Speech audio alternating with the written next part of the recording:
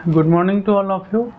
आज हम लोग समुद्र विज्ञान के एक इम्पोर्टेंट चैप्टर ज्वार भाटा के बारे में डिस्कस करेंगे। इस भाग में हम लोग देखेंगे कि ज्वार भाटा होता क्या है, इसकी उत्पत्ति कैसी होती है और इसके प्रकार कौन कौन से हैं और इसके सिद्धांतों के बारे में भी डिस्कस करेंगे। ठीक है, ये काफ़ी इम्पोर्टेंट चैप्टर है क्योंकि यहाँ से लगभग हर साल या सभी लगभग परीक्षाओं में क्वेश्चन आते हैं, चाहे ऑप्शनल का पेपर हो चाहे सामान्य अध्ययन का पेपर हो। ठीक है, और ज़्यादातर क्वेश्चन यहाँ से लगभग कॉन्सेप्चुअल ही होते हैं। ठीक है, कुछ फैक्ट होते हैं, इंपॉर्टेंट फैक्ट हैं, उसको हम लोग डिस्कस कर लेंगे। तो यहाँ से कुछ मतलब फैक्चुअल क्वेश्चन की संख्या कम होती है जबकि कॉन्सेप्चुअल क्वेश्चन ही ज़्यादा होते हैं। ठीक है, तो हम लोग इस भाग में देखेंगे कि जो ज्वार भाटा होता क्या है और जो इसके प्रकार भी देखेंगे। ठीक है, तो सबसे पहले हम लोग समझते हैं कि ज्वार भाटा होता क्या है। तो जैसा कि हम लोग जानते हैं कि जो महासागरीय भाग होते हैं इसमें कई तरह की जो तरंगे होती हैं। ठीक है, जिसमें सर्फ होता है, स्वेल होता है, सुनामी भी होता है, इसके अतिरिक्त जो जलधाराएँ होती हैं उसी प्रकार से भी ये भी एक है, ये भी तरंगों के रूप में ही होता है जो कि ज्वार भाटा के नाम से जानते हैं। ये काफ़ी विस्तृत क्षेत्र में होता है। ठीक है, और इसका जो मुख्य कारण होता है चंद्रमा और सूर्य के आकर्षण बल के कारण होता है। ठीक है, यदि इसको ज्वार भाटा को परिभाषा की दृष्टि से कहा जाए तो जो महासागरों में सूर्य और चंद्रमा के आकर्षण बल के कारण से जो उसके तल में उतराव या चढ़ाव होता है उसको ज्वार भाटा की संज्ञा देते हैं। ठीक है, अब हम लोग देखते हैं कि इसकी उत्पत्ति होती कैसी है। ठीक है, इसमें एक चीज़ समझते हैं कि जो जैसे स्थलखंड होता है तो स्थलखंड और भाग है, और ये जो जल का तल है, समुद्र के जल का तल है, तो सूर्य के आकर्षण या चंद्रमा के आकर्षण बल के कारण से ये जल तल में चढ़ाव हो जाते हैं। जिसमें आकर्षण बल होते तो ये चढ़ के यहाँ तक ऊंचाई ज़्यादा बढ़ जाती है। तो जब ऊंचाई जिस समय जल का तल ऊंचे भाग होकर के स्थलखंड की तरफ ज़्यादा है उसको ज्वार के नाम से जानते हैं। ठीक है, और जिस समय जब आकर्षण बल खत्म हो जाते हैं तो इसके जल का तल नीचे हो जाता है, नीचे तल के तो स्थलखंड से और सागर की तरफ जब जाने लगता है नीचे का तल का भाग तो उसको भाटा के नाम से जानते हैं। ठीक है, तो यही ज्वार भाटा का मुख्य कंसेप्ट है। अब हम लोग देखते हैं कि इसको उत्पत्ति होती कैसी है। तो जैसे कि हम लोग जानते हैं कि इसकी उत्पत्ति सूर्य और चंद्रमा के आकर्षण बल के कारण ही होता है। ठीक है, तो एक चीज़ इसमें भी समझ लेते हैं कि जो सूर्य का आकर्षण बल होता है वैसे तो होता है काफ़ी चंद्रमा के आकर्षण बल से कई गुना ज़्यादा होता है, लेकिन जो पृथ्वी का जो सूर्य पृथ्वी से काफ़ी दूर है इस वजह से उसका प्रभाव उतना नहीं पड़ता है जितना कि चंद्रमा का आकर्षण बल पड़ता है। ठीक है, तो जो चंद्रमा का आकर्षण बल है सूर्य के आकर्षण बल से लगभग 2 गुना से भी अधिक होता है। ठीक है, लगभग 2.17 गुना चंद्रमा का जो आकर्षक बल ज़्यादा होता है। ठीक है, तो हम लोग यहाँ पर दोनों का सम्मिलित प्रभाव को देखेंगे। अभी मतलब देखते हैं कि जैसे पृथ्वी है और सामने चंद्रमा है। चंद्रमा जैसे कि पृथ्वी के चारों तरफ से चक्कर लगाता है और पृथ्वी पे अधिकांश भाग सागर ही है। ठीक है, 70 से भी लगभग 71% महासागर ही है। तो जहाँ जहाँ पे चंद्रमा घूमता है वहाँ पर का जो सामने वाला भाग होता है ये उठ जाता है, ऊपर की तरफ उठ जाता है, उसको ऊंचे ज्वार की संज्ञा देते हैं। ठीक है, ऊंचे ज्वार बोला जाता है। तो जैसे मान लीजिए कि इस सामने है, अभी फिलहाल ये जिसके सामने है, तो ये जो पृथ्वी का जो जल का तल वाला भाग है महासागर का वो उठा हुआ है। ठीक है, तो यहाँ पे उच्च ज्वार का अनुभव किया जाएगा। लेकिन जिस समय चंद्रमा के सामने वाला भाग ये उच्च ज्वार का अनुभव किया जाता है उसी के ठीक समय पृथ्वी के विपरीत दिशा में, ठीक है, विपरीत भाग में, पीछे वाले भाग में यहाँ पर भी एक उच्च ज्वार का अनुभव किया जाता है। ठीक है, इस वाले भाग में उच्च ज्वार अनुभव किया जाता है। लेकिन वो दोनों में अंतर है कि जो इधर सामने वाला भाग होता है चंद्रमा के आकर्षण बल के कारण से वहाँ पर ज्वार आया हुआ आते हैं, जबकि जो पीछे वाला भाग होता है वहाँ पे अपकेंद्रीय बल के कारण से ज्वार का उत्पन्न होता है। ठीक है, जैसे कि हम लोग जानते हैं कोई भी घूमता हुआ जो पिंड होता है, ठीक है, चक्कर लगाता हुआ, तो इसमें 2 फोर्स होते हैं, एक अभिकेंद्रीय बल और एक अपकेंद्रीय बल। अभिकेंद्रीय बल अंदर की तरफ बल होता है जबकि जो अपकेंद्रीय बल होता है बाहर की तरफ होता है। ठीक है, सेंट्रीफ्यूगल फोर्स होता है बाहर की तरफ होता है। तो ये जो बाहर की तरफ जो फेंकता है तो इसी वजह से ये बाहर की तरफ जल का तली भाग ऊपर की तरफ उठ जाते हैं, तो इसको आपके उच्च ज्वार के नाम देते हैं। ठीक है, तो ये वाला जो भाग होता है अपकेंद्रीय बल के कारण होता है, जबकि इधर वाला भाग चंद्रमा के आकर्षण बल के कारण होता है। ठीक है,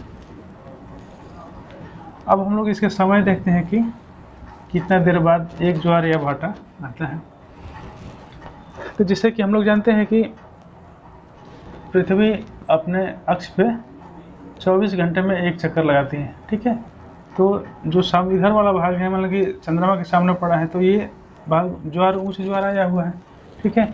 जब ये पृथ्वी एक चक्कर लगा के जब इधर आएगी तो 24 घंटे के बाद फिर सामने पड़ेगी, तो 24 घंटे बाद ही ज्वार आना चाहिए दोबारा, लेकिन 24 घंटे ना आकर के 52 मिनट लेट से आता है, ठीक है। वो 52 मिनट लेट क्यों होता है?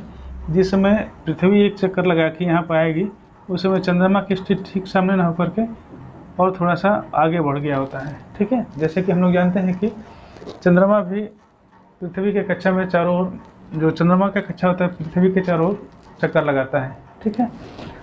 तो एक निश्चित कक्षा में ये चक्कर लगाता है, तो इस वजह से भी इस थोड़ा सा और आगे बढ़ गया था, और इसी को फिर इसको सामने लाने के लिए या कवर करने के लिए 52 मिनट का जो टाइम लगता है वही 52 मिनट बढ़ जाता है, ठीक है।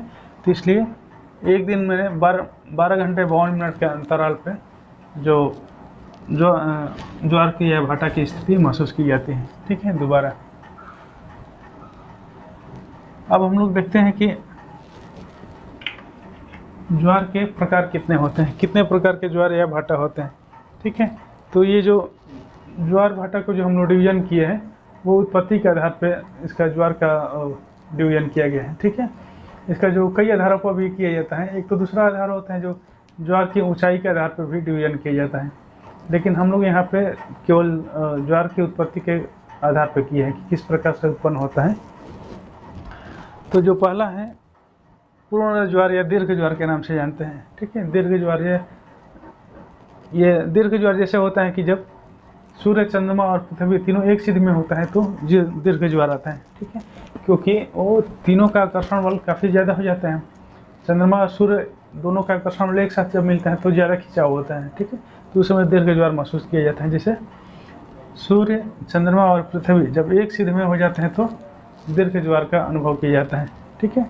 दीर्घ ज्वार या उच्च ज्वार के नाम से जानते हैं, इंग्लिश में इसको स्प्रिंग टाइड के नाम से जानते हैं, ठीक है।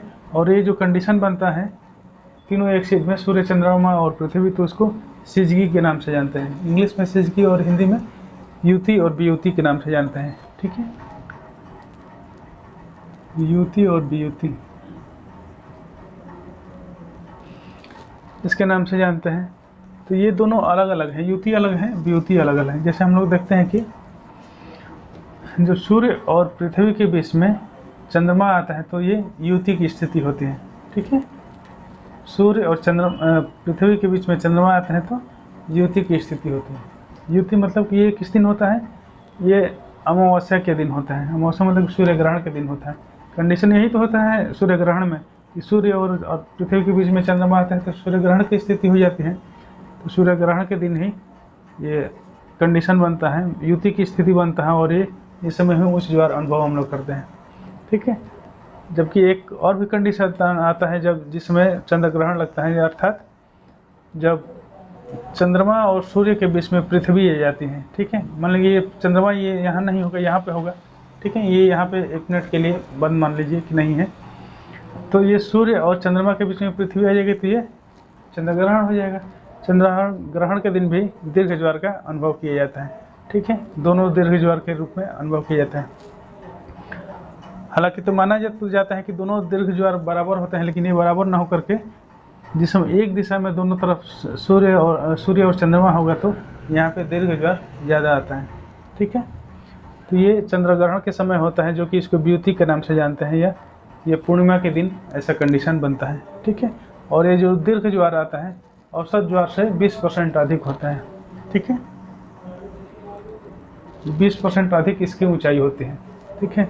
और जबकि जो निम्न ज्वार आता है तो निम्न ज्वार में जो औसत ऊंचाई होती है उससे 20% कम होता है, ठीक है। तो हम लोग ये देख लिए कि उच्च ज्वार क्या होता है। अब देखते हैं कि लघु ज्वार क्या होता है। लघु ज्वार की हिंदी में और इंग्लिश में निप टाइड के नाम से जानते हैं, निप टाइड, ठीक है। तो निप टाइड कब होता है कि जैसे हम लोग जानते हैं कि पृथ्वी के चारों तरफ ये सूर्य पश्चिम से पूरब की तरफ चक्कर लगाता है, ठीक है। चक्कर लगाते हैं, तो ये चक्कर लगाते लगाते एक समय आता है कि अभी तो मान लीजिए कि यहाँ पे एक सिद्ध में है, कभी चक्कर लगाते लगाते एक ऐसे समय आता है कि पृथ्वी सूर्य और चंद्रमा एक समकोण स्थिति में हो जाते हैं। ठीक है, जब समकोणीय स्थिति आ जाती है तो समकोणीय स्थिति आ जाती है तो ये निम्न ज्वार का अनुभव किया जाता है, क्योंकि जो यहाँ का ज्वार वाला पोर्शन होता है कई भाग में बढ़ जाता है। ये चंद्रमा इधर आकर्षित करता है, सूर्य इधर आकर्षित करता है, जबकि ये पीछे वाले भाग में भी ज्वार आता है, इधर भी ज्वार आते हैं और इधर भी, जैसे कि सेंट्रीफ्यूगल फोर्स के कारण ये 4 भागों में ज्वार बढ़ जाता है। तो ये जो ज्वार होता है निम्न ज्वार का अनुभव हम लोग करते हैं। ठीक है, और ये जो निम्न ज्वार होता है कि जैसे कि हम लोग जानते हैं कि 20% जो औसत ज्वार होते हैं उसके 20% कम इसका प्रभाव होता है या कम उसका ऊंचाई होता है। ठीक है, और वैसे भी भाटा भी होता है, वैसे भी 20% वो भी कम या अधिक हो जाता है। ठीक है, ये रहा लघु ज्वार। अब होता है अयनवर्ती या कटिबंधीय ज्वार। ठीक है, या भूमध्य रेखीय।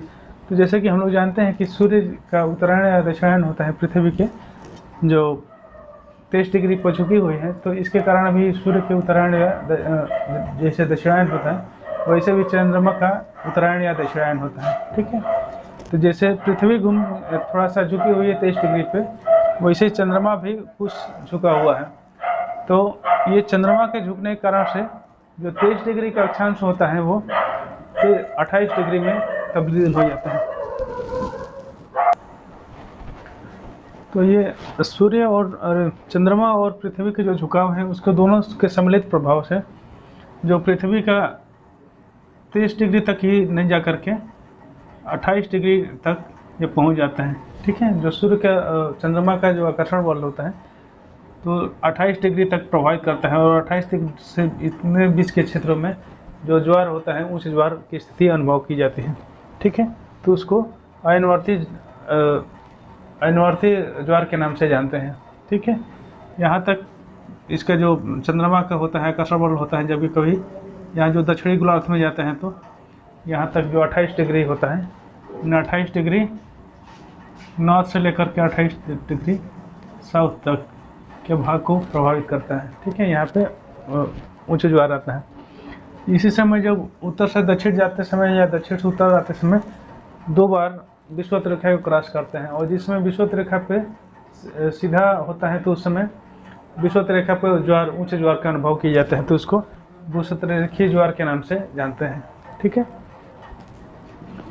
अब अगला है दैनिक ज्वार। ठीक है, नहीं, अपभू ज्वार।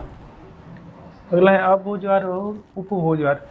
जैसे कि हम लोग जानते हैं कि पृथ्वी के चारों तरफ जो चंद्रमा है परिक्रमा करता है। ठीक है, परिक्रमा करता है, ये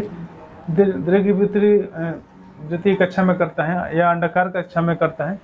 तो इसकी वजह से कभी जो पृथ्वी से नज़दीक हो जाता है और कभी पृथ्वी से दूर हो जाता है। ठीक है, तो जिसमें पृथ्वी से दूर हो जाता है उसकी कहते हैं अपभू की स्थिति बोलते हैं। ठीक है, अपभू या इंग्लिश में इसको एपोजी के नाम से जानते हैं, एपोजी। ठीक है, और जो जब नज़दीक होता है सूर्य चंद्रमा और पृथ्वी से सर्वाधिक जो नज़दीक होता है उस समय उपभू के नाम से जानते हैं। उपभू मतलब कि पेरिजी के नाम से जानते हैं इसको। ठीक है, पेरिजी के नाम से जानते हैं इसको। तो इस समय भी दीर्घ ज्वार का अनुभव किया जाता है। ठीक है, जिस समय ज़्यादा नज़दीक होते हैं तो उसमें सामने पड़ते हैं तो इस समय भी दीर्घ ज्वार का अनुभव किया जाता है। ठीक है, इसके अपेक्षा ये इसका जो नज़दीकी है इसके अपेक्षा दोनों समय जो दीर्घ ज्वार होता है उसमें भी अंतर होता है। ठीक है, इस समय जो दीर्घ ज्वार होता है इसके अपेक्षा काफ़ी ज़्यादा होता है। ठीक है, अब हम लोग देखते हैं अगला दैनिक ज्वार। जैसे कि हम लोग जानते हैं कि जो पृथ्वी है कि 24 घंटे में एक चक्कर लगाती है। ठीक है, तो एक स्थान पर जो एक दिन में एक बार जहाँ पर ज्वार का अनुभव किया जाता है तो उसको दैनिक ज्वार के नाम से जानते हैं। ठीक है, जो पूरे 24 घंटे में एक बार वहाँ पर ज्वार का अनुभव किया जाता है। ठीक है, दूसरा है अर्धदैनिक ज्वार अर्थात जो एक दिन में 2 बार ज्वार का अनुभव किया जाता है तो वहाँ पे अर्धदैनिक ज्वार के नाम से जानते हैं। ठीक है, जो दैनिक ज्वार होता है 12 घंटा 26 मिनट के पे आता है। ठीक है, नहीं 52 मिनट पे आता है, जबकि 52 मिनट देरी आता है, जबकि ये 6 घंटे 26 मिनट के सर जाता है। ठीक है, 6 घंटे पश्चात ये अर्ध दैनिक ज्वार 6 घंटे 26 मिनट के अंतराल पे ये आता है। ठीक है, अब हम लोग देखते हैं कि सिद्धांत देखते हैं कि इसका कौन कौन से जो ज्वार भाटा से संबंधित सिद्धांत हैं। तो जो पहला सिद्धांत है संतुलन सिद्धांत, जो कि न्यूटन महोदय ने दिए थे। दूसरा है प्रगामी सिद्धांत, जो कि वेयल महोदय ने दिए थे। तीसरा है नहर सिद्धांत, जो कि एरी महोदय ने दिए थे। और चौथा है स्थैतिक तरंग सिद्धांत, जो कि हैरिस महोदय ने दिए थे। पांचवा है गतिक सिद्धांत, जो कि लाप्लास महोदय ने दिए थे। ठीक है, यहाँ से डायरेक्ट ही क्वेश्चन पूछा जाता है। जो जीएस में क्वेश्चन पूछा जाएगा तो केवल एक सिद्धांत का नाम पूछा जाएगा और उसका नाम और जो प्रतिपादक है उसका नाम दिया रहेगा। जबकि ऑप्शनल वाले जो होते हैं, चाहे यूजीसी नेट में पूछेगा तो 3-4 जो सिद्धांत हैं उसके नाम दिए रहेंगे एक तरफ, और दूसरे तरफ जो प्रतिपादक हैं 3-4 नाम दिए रहेंगे और मिलाने के लिए पूछेगा। ठीक है, तो इस कुछ चीज़ को अच्छे ढंग से याद कर लीजिएगा यहाँ पे। और एक चीज़ है यहाँ पे जो पूछता है कि कई बार क्वेश्चन आया हुआ है कि विश्व में सर्वाधिक ऊंचा ज्वार कहाँ पे आता है। ठीक है, तो सर्वाधिक जो विश्व में ऊंचा ज्वार है वहाँ पे फंडी की खाड़ी में आता है। फंडी की खाड़ी है यूएसए के पास में, जो न्यू फाउंडलैंड है वहाँ पे एक फंडी की खाड़ी है, जो कि कुछ पार्ट यूएसए में पड़ता है, कुछ कनाडा में पड़ता है। ठीक है, तो वहाँ पे सर्वाधिक ऊंचाई के ज्वार आते हैं। जबकि भारत के संदर्भ में देखा जाए तो भारत के संदर्भ में जो ओखा तट है गुजरात के पास में, ठीक है, ये गुजरात के पास में है जो ओखा तट, वहाँ पे ये सर्वाधिक ज्वार का अनुभव किया जाता है। ठीक है, तो उम्मीद करता हूँ कि सब कुछ इससे ढंग समझ में आ गया होगा। यदि कहीं कन्फ्यूजन होगा या डाउट होगा तो कमेंट बॉक्स में दीजिएगा, फिर आंसर देने का प्रयास करेंगे। ठीक है, तो आज के लिए यहीं तक रहने देते हैं। ठीक है, धन्यवाद।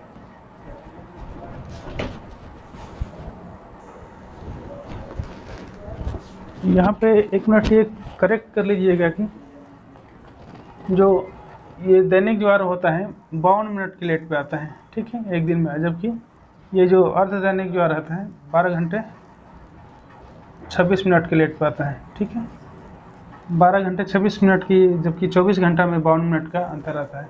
ठीक है, ध्यान रखिएगा, जो दैनिक ज्वार होते हैं 52 मिनट लेट से आता है, और जबकि ये अर्ध दैनिक ज्वार है 12 घंटे 26 मिनट के अंतराल पे आता है। ठीक है, धन्यवाद।